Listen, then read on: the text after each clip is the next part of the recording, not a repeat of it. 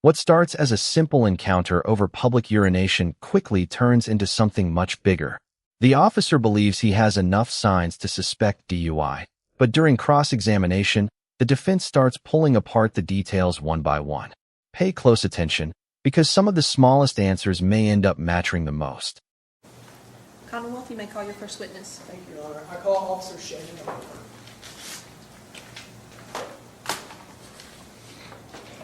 You would raise your right hand. Do you swear or affirm to tell the truth, the whole truth, and nothing but the truth? Yes. Please have a seat and state your name for the record. Shannon Oliver. Begin your questioning. Thank you, Your Honor. Shannon, if you would, please tell the ladies and gentlemen how you're employed. I'm employed with the Edinburgh Police Department.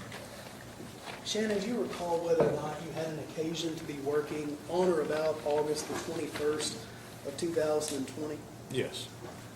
And on that evening, do you recall whether or not you came into contact with Mr. Raymond Fernandez, the defendant in this case? I did. Shannon, were you just working general patrol that night? Yes. Okay. Did you have an opportunity to observe Mr. Fernandez when you were on patrol? I did. Okay. And tell the ladies and gentlemen of the jury what, if anything, drew your attention to Mr. Fernandez? I was traveling northbound on 93 South coming into town. I was passing the car wash, which as I'm sure probably most of you know is tore down now. As I was passing the car wash, I noticed that there was a vehicle parked off to the side. As I continued to drive by, I noticed that there was a male standing outside of the car wash, and he was urinating on the side of the building. So I drove to the next entrance, turned around in the parking lot so I could go back and speak with the individual. As I was doing that, I noticed that that vehicle was coming out of the car wash and made a left turn onto 93 South to the stoplights. Then made a left turn westbound onto 62 where I conducted a traffic stop.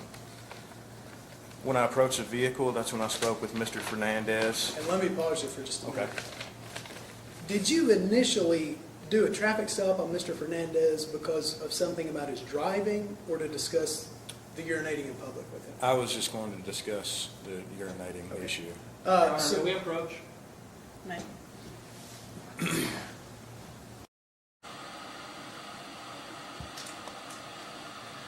just want to make sure, I think I noticed the officer has something in his hands. It's on a piece of paper. I imagine it's a copy of the citation. Maybe it's his own notes. I don't know what it is. I just want to make sure that he's not referring to I think it is the citation. Okay. If we could just verify that it's a citation. What I would ask is that the citation be taken away from the officer. He may testify from his memory, but he may not refer to any notes unless it refreshes his recollection. Excuse me.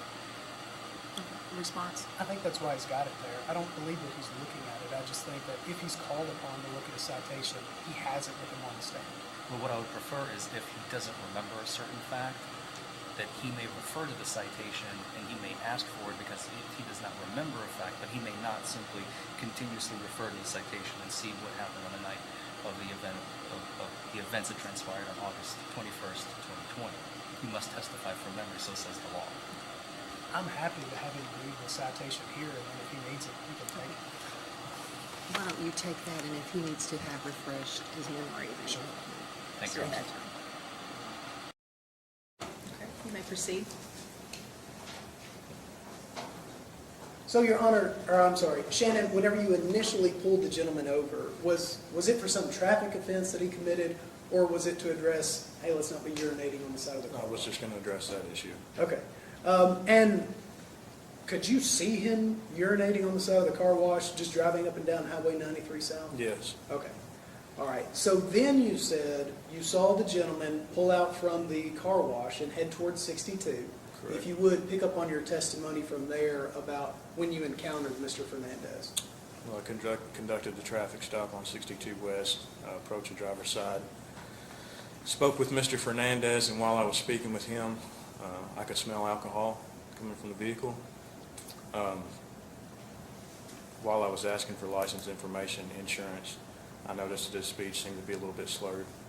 I asked him to exit the vehicle so I could conduct some field sobriety tests. This is where the case starts moving in a completely different direction. The officer has now gone from investigating public urination to testing whether Fernandez was impaired.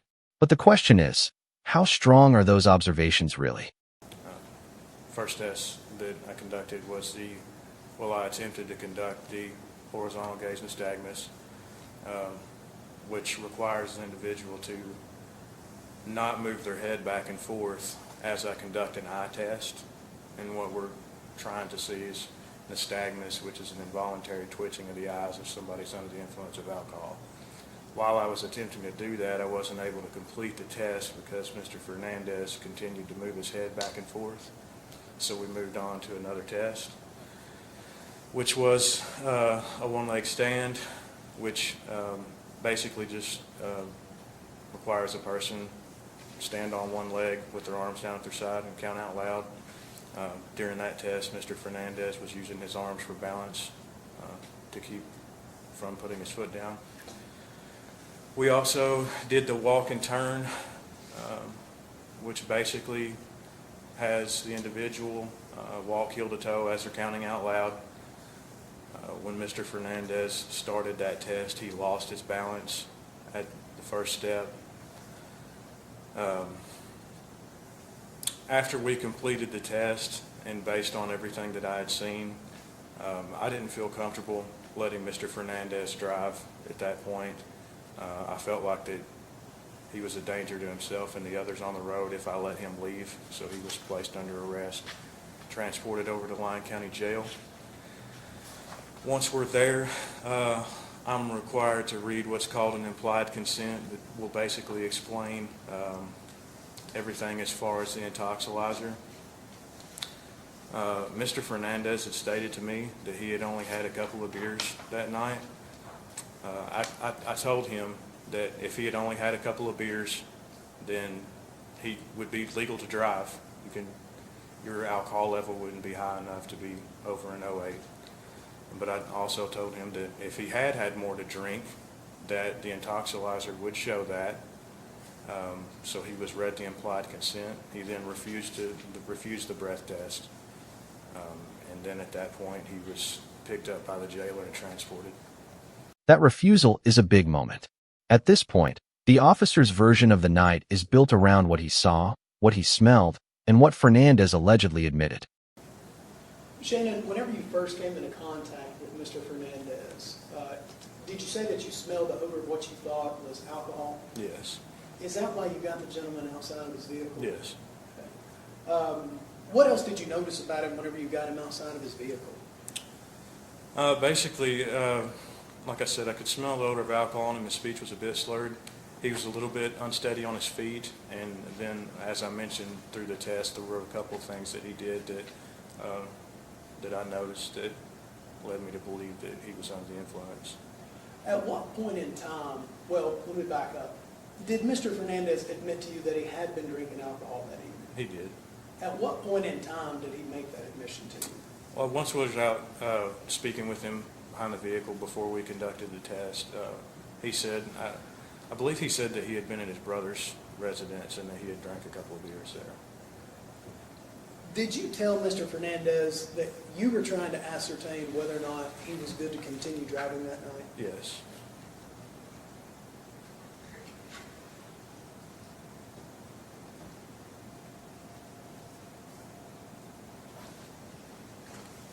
Whenever you came into contact with Mr. Fernandez, before he made the admission to you that he'd been drinking alcohol, did you already suspect that he was under the influence of alcohol? Can you repeat that again? Whenever you first came into contact with him, whenever you first smelled what you thought was the odor of alcohol, were the gears already turning in your mind, hey, this gentleman might be under the influence of alcohol? Yes. And then whenever he admitted to you that he had been drinking that night, did that confirm your suspicions to you? Yes. Your Honor, those are all the... So the officer is saying his suspicion came first, and the admission came afterward. That distinction matters because the defense is about to question exactly what the officer actually observed before making that judgment. questions I have of this witness at this time. Cross-examination. Thank you, Your Honor.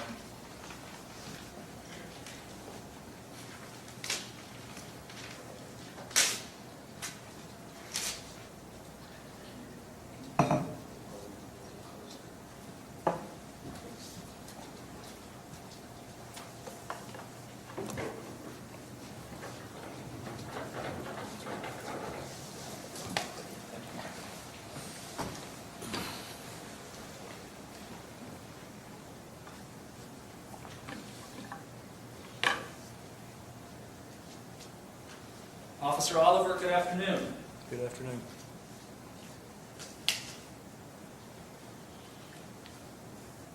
I want to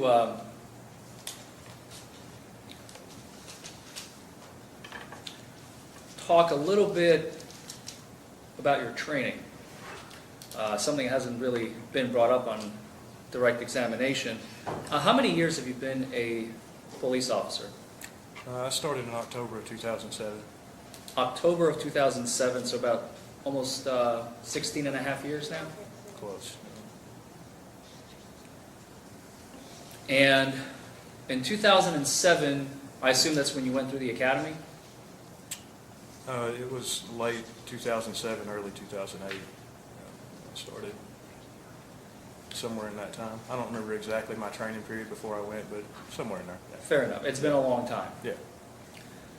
And during that time, you learned how to conduct all sorts of investigations Yes. that you would use as tools when you become a police officer, correct? Correct. One of those tools is the detection and enforcement for individuals who might be operating a motor vehicle under the influence, right? Yes. And as you probably know, the agency that puts out the book is called the National Highway Traffic and Safety Administration. Yes. Does that ring a bell? Yes. Okay. Shorthand, they call it NHTSA, NHTSA. So, NHTSA also puts out several follow-up trainings. Have you completed any of those since 2007 with regards to DUI detection and enforcement? Any refresher courses? We do the training with the intoxilizer every 2 years where we certify on that. The only required training that we have is just what we complete there at the Training Academy. Okay, let's back up just for a minute. So the training you just mentioned, the training that you redo every 2 years, that only has to do with the intoxilizer machine, correct? Yes. That's just how to operate it, make sure that you're certified, you're up to date on all the snuff, Yes. right? Yes. Has nothing to do with going on the street and conducting field sobriety tests, No. correct? Correct. Okay. So basically, what I'm hearing you say, and please correct me if I'm wrong, you have not had any supplemental DUI training since 2007, 2008. Now I want to know what you think. If an officer has not had additional DUI field training since his original academy training, does that affect how much weight you would give his observations? Or does experience on the job matter more? No. Okay. Now, during your training in 2007, 2008, one of the things that you were taught as a future police officer is how to write citations, Yes. right? Citations are important because they document what happened with this particular case, Yes. right? And so you were taught that they must be accurate, Yes. complete, Yes. and truthful, Yes. right? Those are the three core principles. Yes. Because in the future, people would rely on the citation, on the information that you included in the citation, correct? Correct. Like here we are today. Mr. Wilson is relying on it, right? Yes. I'm relying on it. The jurors are relying on it, right? So, and in this case, by the way, you did not have any type of body camera or in-car camera of any sort. No. And you did not complete any supplemental reports in this case. No. So all the evidence that you have completed and documented in this case rests in this uniform citation. If you're enjoying this courtroom breakdown, hit like. It helps the channel more than you might think. And if you're new here, subscribe for more courtroom moments like this. Would that be fair to say? Yes.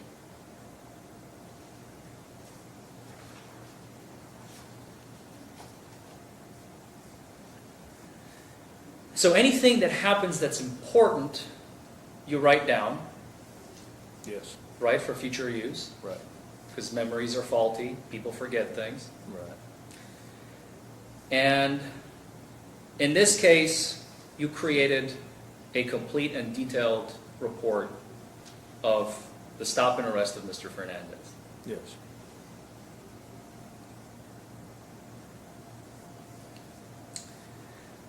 I know it's been a while, but do you remember from the academy during the training on citations and writing DUI reports, and specifically DUI uniform citations, there's a slide that says, remember, if you didn't write it down, it didn't happen.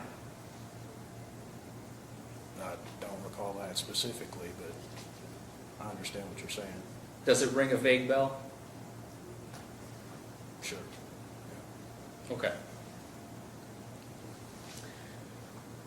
So, you testified just a few moments ago that you pulled Mr. Fernandez over because you saw him previously urinating on the side of a car wash. Yes. Urinating on.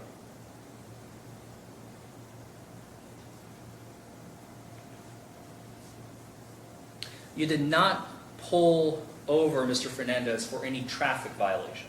No. How long did you follow Mr. Fernandez for before you pulled him over? It was a very short distance. Just as soon as he pulled out of the car wash, I wasn't going to conduct a traffic stop there in the middle of the intersection with stoplights. So when he made his left turn on the 62 West, I immediately conducted the stop there. And he made the turn with no issues. No issues. He did not commit any traffic violations. No. He didn't run the light. No. He didn't hit the curb. He didn't commit any traffic violations. No. Now this is nighttime. His headlights were on. Correct. And after you indicated by turning your lights on that you wanted him to pull over, he pulled over very quickly, right? Best I recall. He didn't try to drive off or keep going. He didn't commit any traffic violations. No. You didn't have to use your bullhorn to get his attention. He didn't commit any traffic violations. No. You didn't have to use your megaphone. He pulled over as soon as I activated my lights.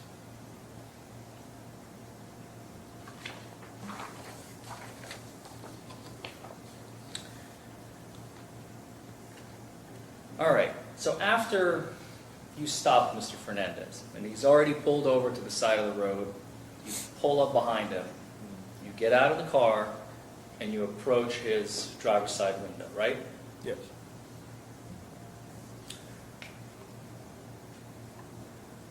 One of the most common indicators that you look for in your training, and you've already alluded to this, you said, and you wrote it in the citation, his speech seemed slurred, right?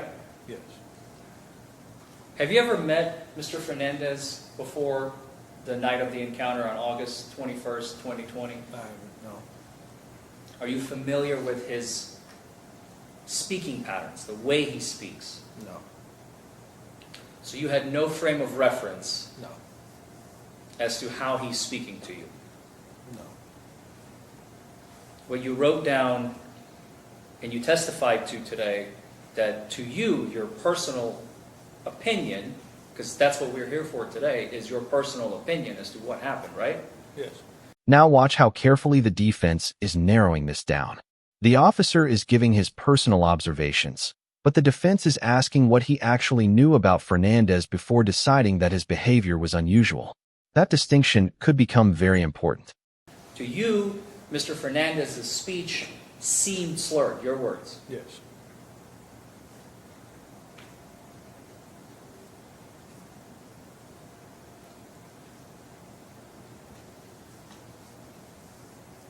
Now, some other common indicators that you look for in an individual who you suspect to be under the influence are, for example, bloodshot eyes, right? Yes. You did not see Mr. Fernandez having bloodshot eyes in this case, correct? Not that I recall, no. Another indicator is glassy eyes, right? Yes. You It did can. not see Mr. Fernandez having glassy eyes. Not that I recall. Otherwise, you would have written it down, wouldn't you? Yeah. Another indicator is having a flushed face. It can be. Mr. Fernandez did not have a flushed face on the night of August 21st, 2020. Not that I recall, no. Otherwise, you would write it down, right? Yeah.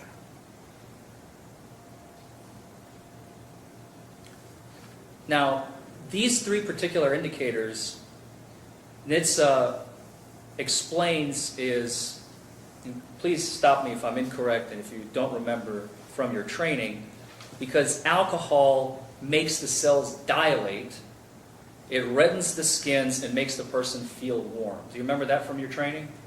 And this is exactly why cross-examination can change the entire feel of a case. One side gives you the story of what happened.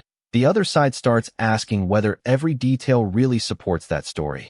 And as the questions keep coming, the gap between suspicion and solid proof becomes harder to ignore.